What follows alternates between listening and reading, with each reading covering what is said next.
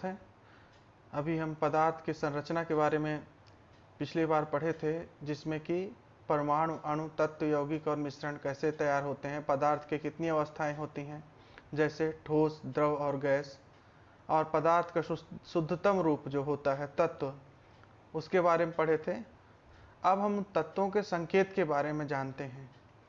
वास्तव में दैनिक जीवन में हम आवश्यकता अनुसार संक्षिप्त नामों एवं संकेतों का उपयोग करते हैं। जैसे राष्ट्रीय राजमार्ग के लिए NH तथा सीधा रास्ता के लिए सीधे तीर का निशान उपयोग करते हैं।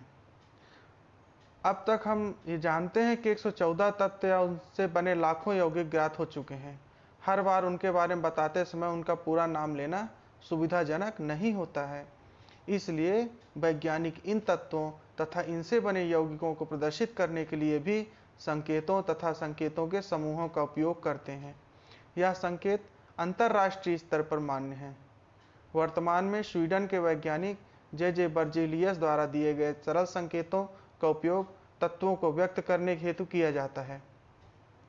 उन्होंने सुझाव दिया था कि किसी भी तत्व का संकेत लिखने के लिए अंग्रेजी वर्णमाला के अक्षरों का उपयोग किया जाए। उनके अन्य सुझाव इस तरह हैं कि तत्व के अंग्रेजी का नाम का प्रथम अक्षर उस तत्व का प्रतीक माना जाए। जैसे ऑक्सीजन का संकेत O, नाइट्रोजन का N, सल्फर का S तथा हाइड्रोजन का H। इसे कैपिटल लेटर्स यानी दीर्घ लिपि अक्षर में लिखा जाए। और जब एक ही अक्षर से एक से अधिक तत्वों के नाम प्रारंभ होते हैं, तब उनके प्रतीक दर्शाने हेतु एक तत्व के लिए पहला अक्षर प्रतीक निर्धारित कर अन्य के लिए पहले अक्षर के साथ एक और अक्षर जोड़कर उसका प्रतीक निर्धारित किया जाए। ऐसी स्थिति में पहला अक्षर दीर्घ लिपि यानी कैपिटल लेटर में तथा दूसरा अक्षर लघु लिपि स्मॉल लेटर में लिखा जाता है। जैसे C अक्षर से शुरू होने वाले तत्व हैं कार्बन, कैल्शियम, क्लोरीन, कोबाल्ट और क्रोमियम।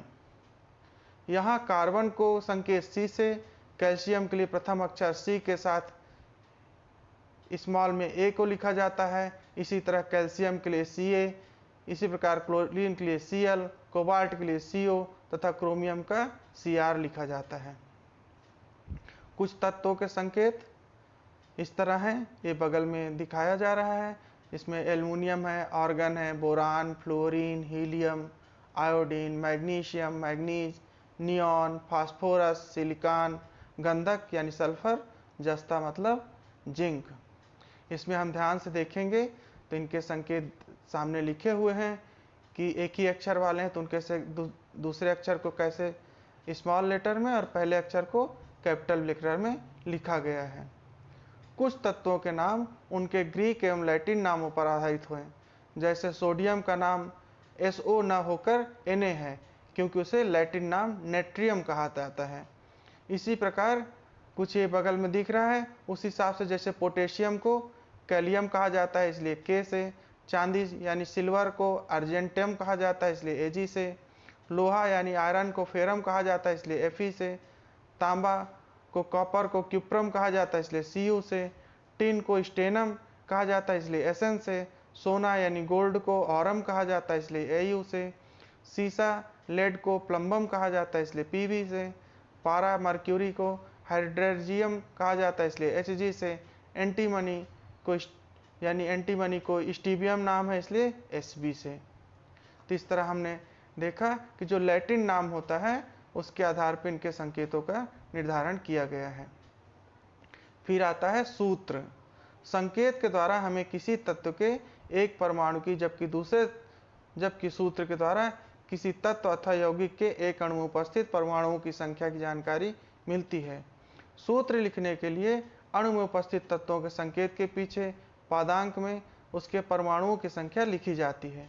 कुछ तत्व अपनी सामान्य अवस्था में परमाणु के रूप में तथा कुछ अणुओं के रूप में मिलते हैं। परमाणु रूप में तत्वों को लिखने के लिए सिर्फ उनके संकेतों का उपयोग किया जाता है। जैसे हीलियम का संकेत He है तथा यह भी एक ही परमाणु से बना है, अतः उसका सूत्र भी He है। ऐसे तत्वों के सूत्र के पीछे पादांक में 1 लिखने की आवश्यकता नहीं होती है। किसी भी तत्व को अणुओं के रूप में लिखने से पहले यह जानना आवश्यक है कि उस तत्व का एक अणु कितने परमाणुओं से मिलकर बना है। जैसे क्लोरीन का एक अणु क्लोरीन के 2 परमाणुओं से मिलकर बनता है, अतः क्लोरीन की परमाणुकता 2 है। क्लोरीन के अणु को दर्शाने के लिए उसके संकेत के पीछे पादांक 2 का उपयोग कर सूत्र Cl2 लिखा जाता है। इस प्रकार नाइट्रोजन, आयोडीन तथा ओजोन को N2, I2 तथा O3 द्वारा दर्शाया जाता है। इस सूत्र को अणु सूत्र कहते हैं। फास्फोरस तथा सल्फर के एक अणु में क्रमशः 4 तथा 8 परमाणु होते हैं, अतः इनके एक अणु को P4 तथा P8 द्वारा दर्शाया जाता है। अधिकांश ठोस तत्व परमाणु के समूह के रूप में रहते हैं, अतः इनको इनके प्रतीक द्वारा ही दर्शाया जाता है। किसी भी तत्व के एक अणु में उपस्थित कुल परमाणुओं की संख्या को उसकी परमाणुकता कहते हैं। इसी प्रकार परमाणुओं की संख्या देखकर हम तत्वों के सूत्र भी लिख सकते हैं। ये एक सारणी है, इसमें तत्व हैं, उनके संकेत हैं, उनकी परमाणुकता देख के उनके सूत्र को या परमाणुकता को आप लोग अपनी अपनी कॉपी में भर लीजिए। सभी यौगिक अणु रूप में ही पाए जाते हैं, अतः उनको अणुसूत्र के द्वारा दर्शाया जाता है।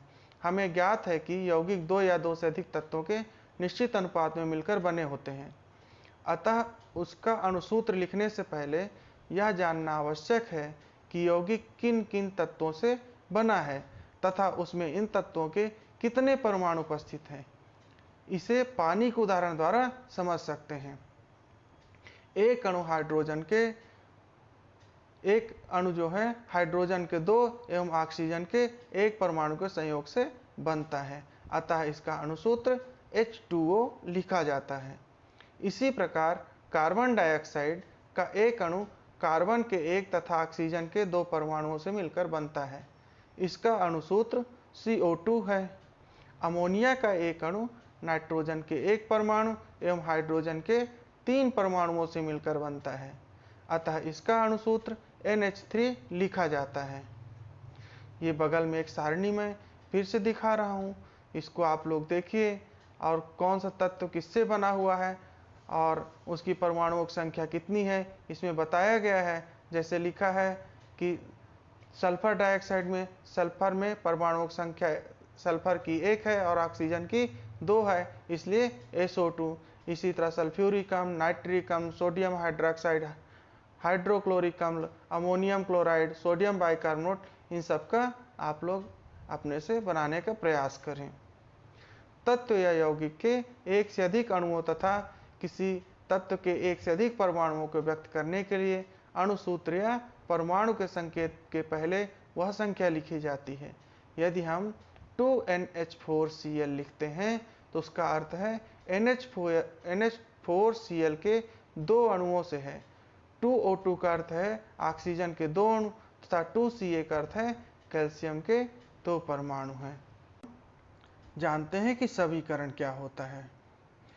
जब आयरन यानी लोहा, जिसको हम Fe से बोलते हैं, एवं सल्फर यानी गंधक S से जिसको हम चिन्हित करते हैं, के मिश्रण को गर्म किया जाता है, तब एक नया यौगिक बनता है जिसे आयरन सल्फाइड कहते हैं। यह किस प्रकार का परिवर्तन है, भौतिक या रासायनिक? यह रासायनिक परिवर्तन है, क्योंकि अभिक्रिया के बाद नया पदार्थ बन रहा है।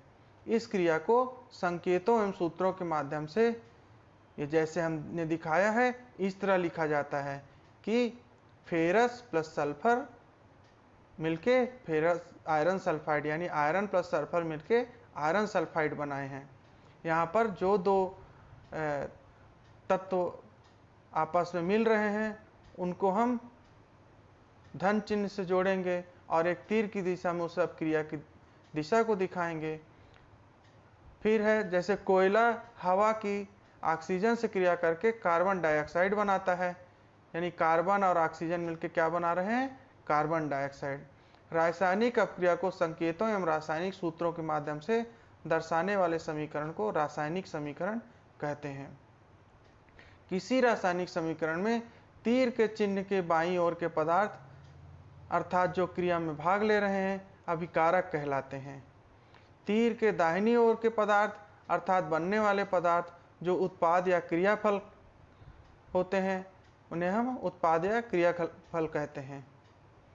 तीर चिन्ह के दोनों ओर यदि अभिकारक तथा उत्पाद एक से अधिक हैं तो उनके बीच जोड़ धन का चिन्ह लिखा जाता है। अब क्रिया की दिशा को दर्शाने हेतु तीर की नोक का प्रयोग किया जाता है। अब क्रिया के बारे में अधिक जानकारी देने हेतु तीर के ऊपर एवं नीचे विभिन्न परिस्थितियों जैसे गर्म करना, किसी अन्य पदार्थ की उपस्थिति, सूर्य का प्रकाश आदि को दर्शाया जाता है। जैसे इसमें लिखा हुआ है कि फेरस सल्फर के साथ मिलता है, यह अभिकारक है। इसको गर्म करने पर क्या बन रहा है उत्पाद हमारा क्रियाफल फेरस सल्फाइड। तो आयरन सल्फाइड हम जिसको बोलेंगे। किसी भी रासायनिक समीकरण में भाग लेने वाले प्रत्येक तत्व के कुल परमाणुओं की संख्या समीकरण के दोनों ओर बराबर होना चाहिए। ऐसे समीकरण को संतुलित समीकरण कहते हैं। संतुलित समीकरण में तीर के निशान के स्थान पर बराबर के चिन्ह का भी उपयोग किया जा सकता है। समीकरण का संतुलित होना इस बात का परिचायक है, या संतुलित होने से हम पता चलता है कि किसी भी अभिक्रिया में परमाणु ना तो बनते हैं और ना ही नष्ट होते हैं, इनका पुनर्विन्यास होता है। इसलिए रासायनिक अभिक्रिया में किसी तत्व के जितने परमाणु भाग लेंगे, अभिक्रिया के अंत में उस तत्व के उतने ही परमाणु हमें प्राप्त होंगे। इस तरह जो ये समीकरण अभी हम देखे थे उसमें आयरन तथा सल्फर के परमाणु बराबर यानी एक एक हैं, इसलिए समीकरण संतुलित है। यदि तत्वों के परमाणु की संख्या समीकरण के दोनों ओर अलग अलग हो तो क्या करें? इसको इस तरह करेंगे कि जैसे जल के अपघटन को रासायनिक समीकरण के रूप में इस तरह लिख सकते हैं, H2O को H2+O2। इस क्रिया के दोनों ओर हाइड्रोजन के परमाणुओं की संख्या तो बराबर है, पर ऑक्सीजन और परमाणुओं की संख्या बराबर नहीं है। बाईं ओर ऑक्सीजन का एक परमाणु है, जबकि दाहिनी ओर ऑक्सीजन के दो परमाणु हैं। यदि हम बाईं ओर पानी के दो अणु लेंगे तो दोनों ओर ऑक्सीजन के परमाणुओं की संख्या बराबर हो जाएगी, परंतु इससे हाइड्रोजन के परमाणुओं की संख्या समीकरण के दोनों ओर असमान हो जाती है। अब बाईं ओर हाइड्रोजन के 4 परमाणु हैं, जबकि दाहिनी ओर 2 हैं। अतः इसे संतुलित करने के लिए समीकरण के दाहिनी ओर हाइड्रोजन के आगे 2 लिखते हैं। इस प्रकार हाइड्रोजन परमाणु की संख्या दोनों ओर समान हो जाती है। तो क्या हो जाएगा 2H2O बराबर 2H2+O2। इस समीकरण में भाग लेने वाले प्रत्येक तत्व की संख्या दोनों ओर बराबर है, अर्थात समीकरण संतुलित हो गया है। रासायनिक अभिक्रिया को व्यक्त करने का सरल एवं संक्षिप्त तरीका रासायनिक समीकरण कहलाता है। यहाँ संतुलित समीकरण यह दर्शाता है कि पानी के 2 अणु अपघटित होकर हाइड्रोजन के 2 अणु और ऑक्सीजन का 1 अणु बनाते हैं। अभिक्रिया को परिस्थिति सहित इस प्रकार लिख सकते हैं। इसको देखिए कि 2H2O बराबर हम करेंगे, विद्युत अपघटन इसमें हो रहा है, तो 2H2+O2 हमें मिल रहा है। रासायनिक समीकरण से हमें इस तरह जानकारियां प्राप्त होती हैं कि अभिक्रिया में कौन कौन से पदार्थ भाग लेते हैं तथा प्राप्त होते हैं। अब कारकों के कितने अणु या परमाणु अभिक्रिया करके उत्पादों के कितने अणु या परमाणु बनाते हैं, अब क्रिया किन परिस्थितियों में होती है। तो इन 2 भागों में जिसमें पदार्थ के जितने भी रूप हैं और वो तत्व यौगिक मिश्रण अणु परमाणु से हमने क्या सीखा उसको एक बार संक्षेप में देख लेते हैं। वे पदार्थ जिनके अवयवों को किसी भौतिक विधि द्वारा अलग किया जा सकता है वो मिश्रण कहलाते हैं। वे शुद्ध पदार्थ जिनमें एक ही अवयव पाया जाता है तत्व कहलाते हैं। 2 या 2 से अधिक तत्व एक निश्चित अनुपात में मिलकर यौगिक का निर्माण करते हैं। इनके अवयवों को रासायनिक विधि से अलग किया जा सकता है। किसी पदार्थ की सबसे छोटी इकाई को परमाणु अथवा अणु कहते हैं। 2 या 2 से अधिक परमाणु मिलकर एक अणु का निर्माण करते हैं। ठोस में पदार्थ के कण एक दूसरे से निकट व्यवस्थित एवं निश्चित क्रम में होते हैं। इन कणों के मध्य आकर्षण बल अधिक होता है। द्रव में पदार्थ के कण एक निश्चित स्थान पर नहीं रहते हैं। प्रत्येक कण पूरे द्रव में कहीं भी गति कर सकता है। कणों के बीच आकर्षण बल ठोस की अपेक्षा कम होता है। गैस में पदार्थ के कण बहुत दूर दूर रहते हैं। कणों के बीच आकर्षण बल ठोस या द्रव की अपेक्षा कम होता है। तत्वों और यौगिकों को संकेतों एवं सूत्रों द्वारा व्यक्त किया जा सकता है। तत्वों के अंग्रेजी नाम के प्रथम अक्षर को दीर्घ लिपि यानी कैपिटल लेटर में लिखकर उसका संकेत लिखा जाता है। यदि आवश्यक हो तो प्रथम अक्षर के साथ अन्य अक्षर लघु लिपि में भी लिखा जाता है। किसी भी तत्व के एक अणु में उपस्थित परमाणुओं की संख्या को उसकी परमाणुकता कहते हैं। एक या एक से अधिक पदार्थ क्रिया करके नए पदार्थ का निर्माण करते हैं, तब इस क्रिया को रासायनिक अपक्रिया कहते हैं। जब रासायनिक अपक्रिया को संकेतों एवं सूत्रों के माध्यम से लिखा जाता है तो उसे रासायनिक समीकरण कहते हैं। किसी रासायनिक समीकरण का संतुलन दर्शाता है कि किसी भी अपक्रिया में परमाणु न तो उत्पन्न किए जा सकते हैं और न ही नष्ट किए जा सकते हैं। तो आज की कक्षा में इतना ही। फिर अगली कक्षा में नया अध्याय, नई बात लेके आएंगे। तो साथ में जुड़ने के लिए बहुत बहुत धन्यवाद।